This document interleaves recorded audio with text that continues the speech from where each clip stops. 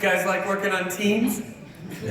Well, for Batman, it's unusual because he's such a loner, and to be part of a group of 7, what the real challenge I think was for the writers to keep each character individual and unique, and write these stories for all these complicated characters and keep them all involved in the action throughout a series, so you would get woven in and out of these storylines. And my character was such a loner that he'd usually be acting alone, coming in at the beginning, coming out, to save the day at the end or something like that. But then he'd have these unique relationships, like with Wonder Woman. I'm fascinated with how the writers kept all this in their heads, that all these different characters, The thing, actually, I appreciate all the credit to the writers. The thing that impressed me there was the choreography and the storyboard. Because it's easy for a writer to say, and then they fight. But then, we did try in the scripts to break it down in a little more detail than that, but still, just impressive job by the storyboard artist and the director of those episodes. And then really, someone I really want to give a lot of credit to is Joe Reyes, who's our editor on the show, because the pacing of that, so much of it comes out in those final steps of the editing and then the sound mix. A lot of credit to Joe and to Carlos Sanchez, who was our sound mixer, because a lot of what makes that pop is that kind of tempo and pace and real movement on all those characters. It's teamwork on our side to get the teamwork on the screen. Yeah. Well, and there's this thing about Batman that makes everything he does that much cooler is that he never starts by yelling at you. It's almost like he gets quieter. Yeah. Hold that thought. Oh. It's like we talked about this beforehand. Hey, nice to meet you. All right, here we go. One more. This is the last one. I know.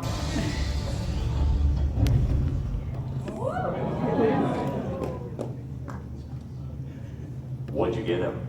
I'm not saying anything. He'll hear and spoil the surprise. He can hear that, too.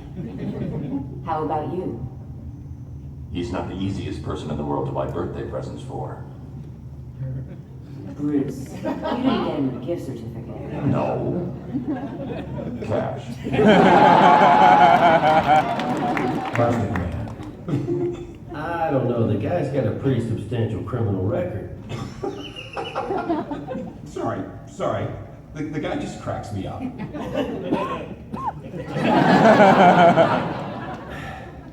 Maybe it's time we all talked about the elephant in the room. Should Captain Marvel stay a member, now that we know he's really only 10 years old? He does possess an adult body and the wisdom of Solomon. Wisdom does not equal maturity. Hey, I'm sitting right here. Then, Billy, maybe you should leave until we've hashed this out. No. Captain Marvel is a member and is entitled to participate until or unless he's voted out. It's not just his age. It's the fact that he lied about it. I didn't lie. Exactly. I just left out the part about being a kid. A lie of omission is still a lie. You kept an important secret from us. No one in the League knew the truth. I did. Since you indoctrinated Robin into crime fighting at the ripe old age of 9. Robin needed to help bring the men who murdered his family to justice. So he could turn out like you? So that he wouldn't.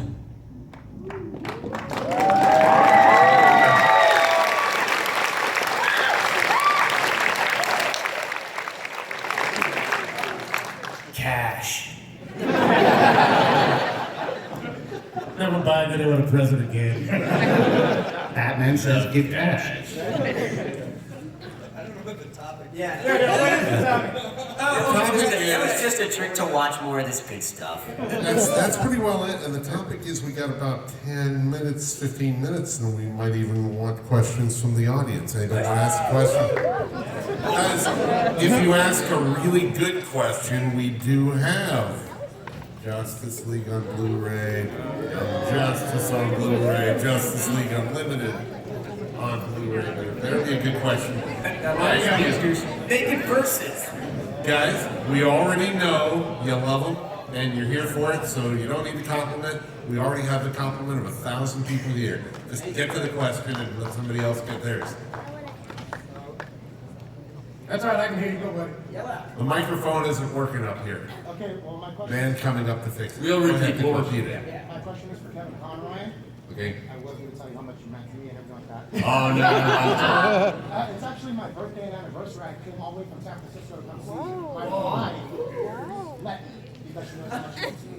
Wow. So my question to you is, because I follow you through all your panels on, YouTube and everything like that. So any question I had, you kind of already answered for me. So my question to you is, actually I have two. One, will you sign my merchandise, please? And two, thanks. Two, what question have you always wanted to be asked from a fan that they didn't? Cash. Because you answered all my questions already, so I want to know what question did you want somebody to ask you? Wow. How would you like to have $1 million?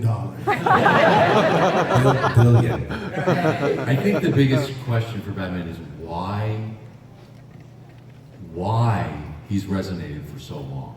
Why that character means so much to so many people. I mean, I had a young woman talk to me, I've told this story before, at Chicago Comic-Con, who said, I've always wanted to meet you, and she started getting very emotional. And she said, I grew up in the projects, and I'm the only one of my friends that made it out of there. And it was because of you. And I said, wait a minute. She said, no, seriously. I had your show every afternoon. I came home from school and the other kids were getting into trouble. I had your show.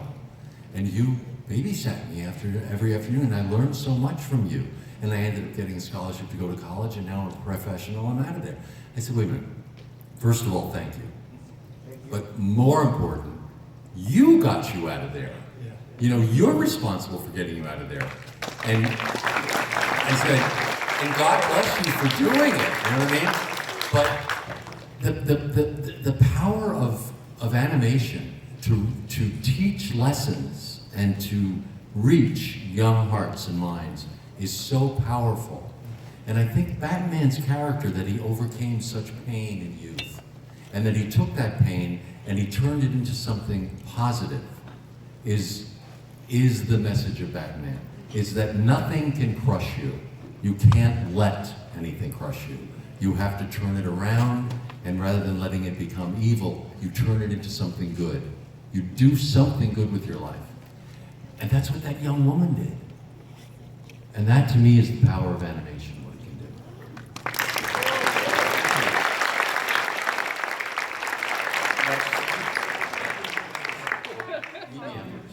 Yeah. What's your name? NEV? NEV. That was Nev, ladies and gentlemen. A shorter question, and don't try and subvert any of the rules. So my question is for Kevin and Susan. Is there if you could, is there any comic book storyline that you would love to voice in the future for Batman or Wonder Woman? Any? Well, I just had the dream come through of doing the storyline that we all want to hear. And I think you know what that is. And it'll be coming out. It's phenomenal.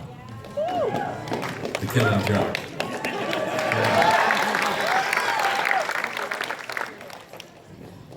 You know, I think anytime I can do something with Hippolyta, you know, and explores that relationship with the mother and the daughter and Themyscira, those are some of my favorite things to do. If I'm not going to be with the League and these guys, then bring me back to Themyscira, bring me back to Hippolyta, and let me have some of that to play with, because that stuff's phenomenal. Next question. This was for Susan and Kevin. If the relationship did evolve, how would you see Diana introducing Bruce to Hippolyta? And thank you for answering on Twitter all the time, Susan. And pretend I'm not here listening. Why don't we do the scene? Do the scene. Introduce introduce Batman. You know, the truth is, I don't see her bringing him home to things. And what I loved about the show, you know, in all honesty, I loved that they just left it at a flirtation. And they didn't take it to another level, because I don't think anyone wants to see Wonder Woman and Bruce be domesticated, you know, and so I think it's exciting and fun to play when you keep it flirty. Will they, won't, it's like you know, will they, won't they? You're absolutely right. And so I don't see her bringing him home and introducing him. What about his friends? Then it's like awkward. No, but Batman's wound has to remain open. Yeah. He can't be resolved that way. Because it's trying to resolve that makes him do so much good. That's his whole modus. I need my so he can't have resolution. Right, so we're never going to be Superman and Lois. You know, that's just never going to be us. Yeah, that was a good question. But great question, thank you. So Wonder Woman, I actually cosplay Wonder Woman from that particular show. And my question is, did you come up with the inspiration to voice the character? Like, how do you portray her? Because she, like Batman, has a lot of different sides to her. So like keeping the regal, but powerful, but loving and protective, all at the same time. Right, but like Kevin said earlier, there were scripts, so you know, it wasn't me standing in. You know, there was a voice director. You know, Who was that? Andrea Romano. You're being humble. You're being humble. Because no, it's also the actor is we're the culmination of our whole lives. You know, you are your instrument. You are what you bring. The reason you got it over to someone else is because of those qualities that you bring to it, the way you interpret the character. And that's, you know, you can't And there's this sort of sensualized quality to it. But it's powerful. It's sexy. Nobody's just like that. That's what we got to play with. I mean, that's the voice I had to play with. He's my Batman. He always will be. But Andrea Romano really, I mean, she calibrated the performance. If I was getting too princess-like, she'd be like, warrior, you're a warrior. Yeah, bring the strength. You have to. And I remember my audition and being told, you know, you have to remember that she's regal, but she's powerful, and you can't lose either one ever. And so when I would, if I would, she was always there to say, Susan, you're losing this, or you're losing that, or bring this, or bring that. Always. Thank you. So just a quick comment and a question. Quick comment, Mr. Payton. I've been a fan since ping pong play. Nice. And for Mr. Conroy, just the question is, what episode was the most fun to play the Batman character? Perchance to Dream is a great episode, and Dreamscape, both of those are great. I think it was Perchance to Dream. I get them mixed up. I got to do Batman and Bruce Wayne, and then young Bruce Wayne, and then Batman drugged, and then Thomas Wayne Sr. in his fantasy. So I was doing 5 voices.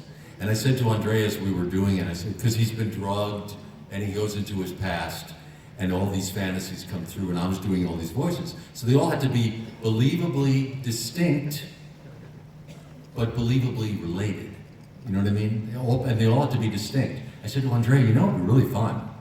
Let's do it in real time. Instead of doing all one voice and all the other voice and all the next voice, let me play the scenes with myself. And we did it! But then we did as a safety, afterwards we did each character fully through. So they'd be sure to have, you know, each voice distinct. But it was so much fun to act, to just be involved in. Thank you. Sure. Hey, it looks like the Justice Week is decidedly bringing the debate. Do we have any Young Justice questions? Good boy. All right. I know the time. Okay, for that we're going to go a little longer than we're supposed to, so because we own the room. Hi, big fan, obviously. Thank you for being here. So I have a question for all the voice actors. I know there's been a lot of credit given to the writers and the skill that they have to bring these characters to life. But was there ever a time where you looked at the script and you went, I don't think Batman would say this exactly, or I don't think Wonder Woman would say it in this way? Was there ever a time where there was like just a disagreement in the direction the characters are going or the lines? Or Personally, yeah. my perspective, I think there was once that I was asked, I said, look, what would, we just can't figure out what he goes, because when you work with, mostly I work with Bruce Timm and Paul Dini, you don't change a comma. You don't change anything. You're like, that's not what I wrote. Because writers have, actors are known for having egos. You know who really has big egos? Writer. Look at Greg Rice. Now, honestly, I have a huge effing ego. Now, honestly, I'm really bad about not sticking to the script, but in a lot of my work, but not in Young Justice. I think there may have been one line here or there that I went to Greg before we started recording, and I would say, I feel like there's a different quality that's coming from Aqualad at this moment, but his scripts are so intricate and so well thought out. The line that you're saying in this record today for episode 4 is going to affect what's happening in episode 17. And if you change that line, it's like you're changing Greg's life. Because that's literally it's like the outline is destroyed. And so I don't do it so much in Young Justice. The writers are usually thinking a few steps ahead. Yeah, and you have to can't change them. Yeah, you have to trust that. I mean, having done Shakespeare and things like that, you think You've done Shakespeare. Oh, yes, my brother. Are you a real actor? No. I just do it by myself in my living room. I've even changed Shakespeare. Yeah. I changed Shakespeare like I think it was all's well that ends well. I was like, nobody knows this. I'm just gonna change this. But there was one time. I was in a show where whenever you go up on stage, the acting company, the Juilliard group, it was a Shakespeare company. But occasionally you go up, and when you go up in a contemporary play, you can improvise. What do you do with Shakespeare? So we all had a line we came up with. The hounds of winter are on summer's traces. That meant that you didn't know what you were talking about. Every now and then you'd be in the middle of like Richard III, you the hounds of, and you just feel everyone on stage go, because they know the guy. The page is split. There was only one time in Young Justice that I came to Greg and Brandon and I said, do you really think he has to die?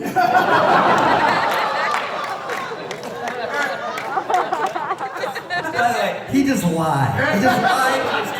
He came up to me. I was so grateful. He came up to me and thanked me for that scene. I did. Yeah.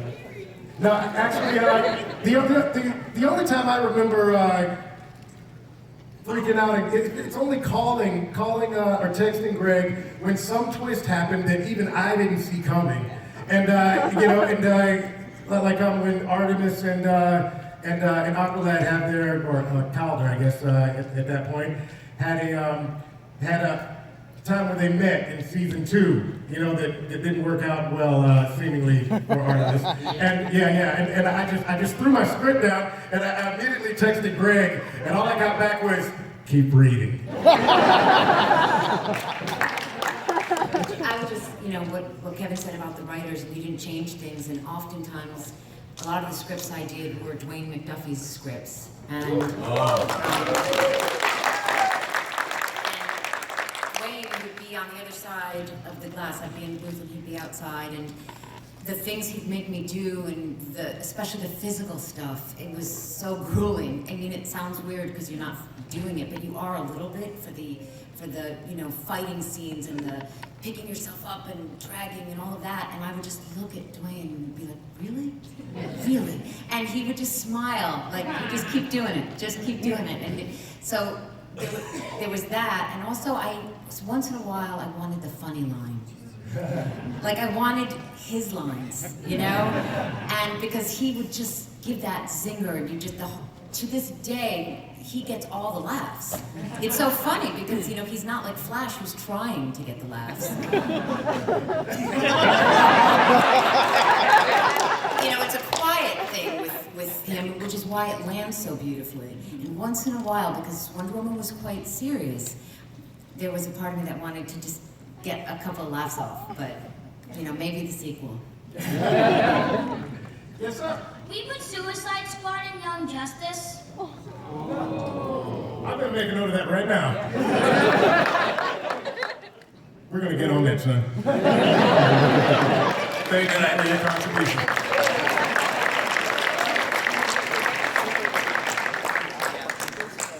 Okay, this one it kind of works as a debate type question.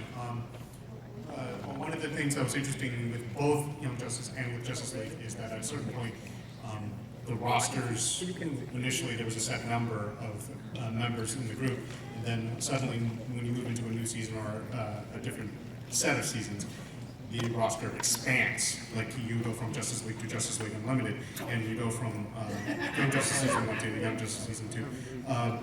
Primarily for Brandon and Greg, but also for all the actors, what was the process like in trying to develop an expanded roster cast of these teams that you're working with, and how do you, what's the dynamic that you have to sort of reinvent in order to accommodate this change in direction?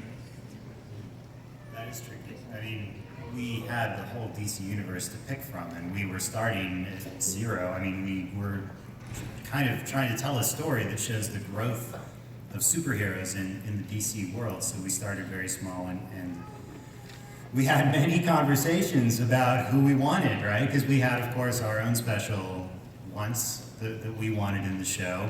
But an interesting thing that Greg did at the very beginning, he built a timeline of the DC universe. And he had like birthdays and sometimes death days for a lot of the characters. Spread out all throughout. And what that helped give us, though, was like a map of when characters could appear. So we had a lot of discussions about the generations and when, their ages, because we were very particular about dates in the show. And, it kind of, having a timeline to begin with, made some of those decisions for us. Also, they're both crazy. I think they just got addicted to introducing another character. It was like, sometimes there were so many people in the booth, you couldn't get near a microphone. it was absolutely nuts. They literally curved around, and not a small studio that we were working in, but literally curved around to the point that the directors couldn't see some of the voice actors through the window. It was amazing.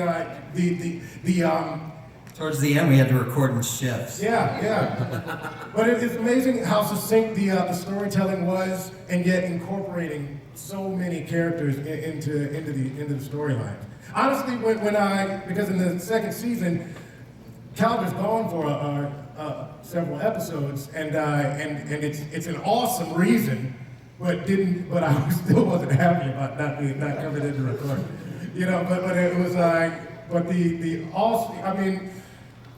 the twists just really kind of drove my interest and continue to drive my interest, and just the tiny conversations that I've had with Brandon and Greg.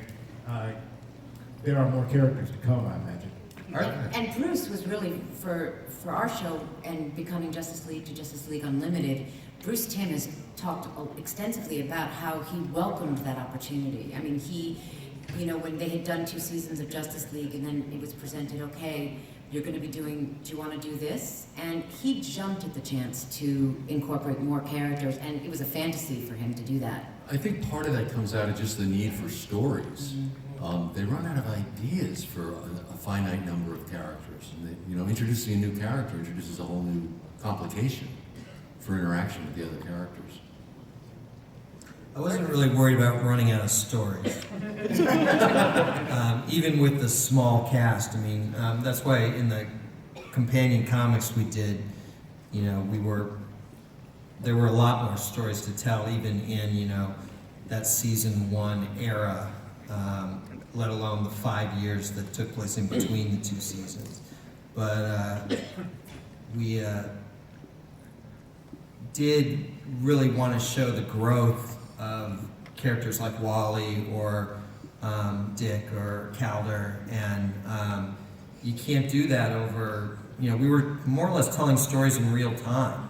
You know, the first season is 6 months, from July to January, and you know, there's just a limit as to how much any character is going to grow in only 6 months.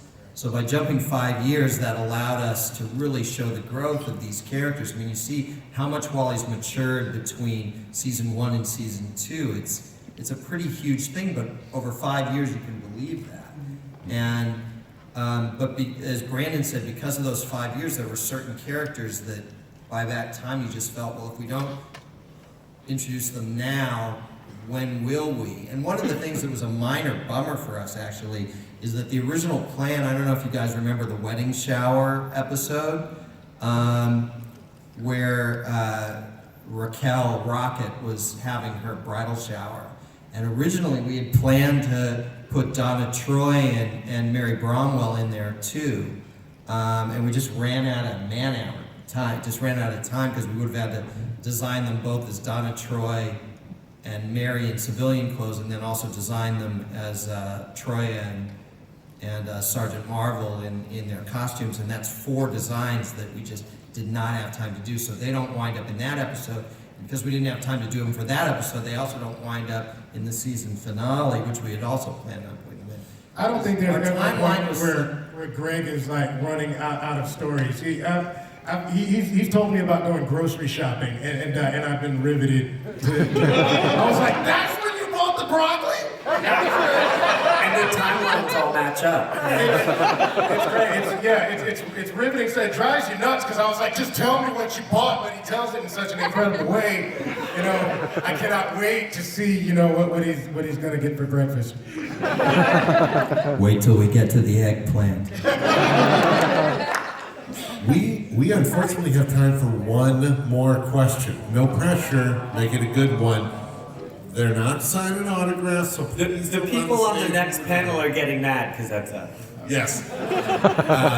So go ahead, drop your question. Let's make it a good one. No pressure. So my question is about how to deal with the future generations of superheroes. So this question in particular is targeted towards Brandon and Greg, but anybody from the panel can answer. So as we saw in the clips, Batman and Wonder Woman have different perspectives on how to address the younger generation of superheroes, be it the Titans or Young Justice. So how does that reflect upon the younger generation? How are they going to treat the next generation that's going to come after them? Yeah, we kind of were able to touch on that in our second season. Our first season was definitely about sort of, parents versus teenagers with the Justice League and their sidekicks, sort of that friction and that urge to sort of come into your own and get out of your mentor's shadows, right? And then that was the awesome thing about the 5-year time jump we did in second season, was it did allow us to now put our first season freshmen, now they're seniors, and there's a new class of freshmen coming in beneath them. And how do they now take the reins as the mentors? And that was a lot of fun for us to, explore that element of the DC universe that's so great. There's so many great generations and stories about those generations in the DCU, and so that we could actually explore that in our second season was a lot of fun. Well, the crux of Young Justice, from the very beginning, is that kids don't stay kids forever. They're going to grow up and they're going to do what they're going to do, and you can either help them become the people they want to be, or you can try and stop them. And one works and one doesn't.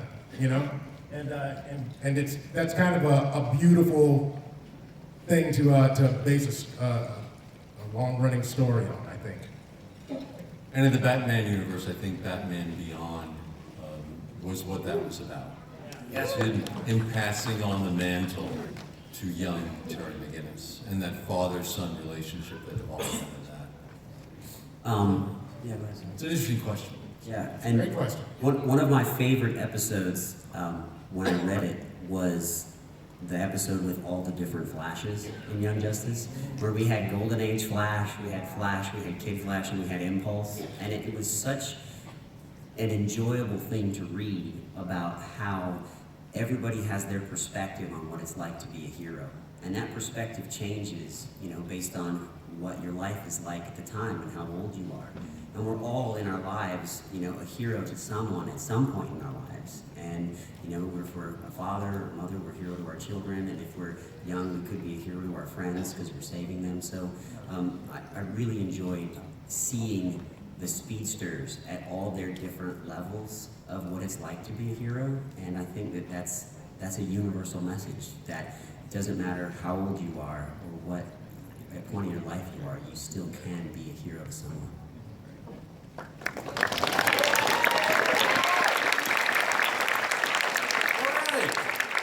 Quick reminder, if you stay through the next panel, which is Golden Harvest, and you'll have done all three with Warner Archive, there will be special prizes. Hong Kong movies from the 90s. That's I it. didn't like Hong Kong, Golden Harvest at Mahone, stick around. But in the meantime, these folks aren't signing autographs, so don't rush the stage. You see those guys in blue and everything? They'll stop you. In the meantime, show your appreciation from there for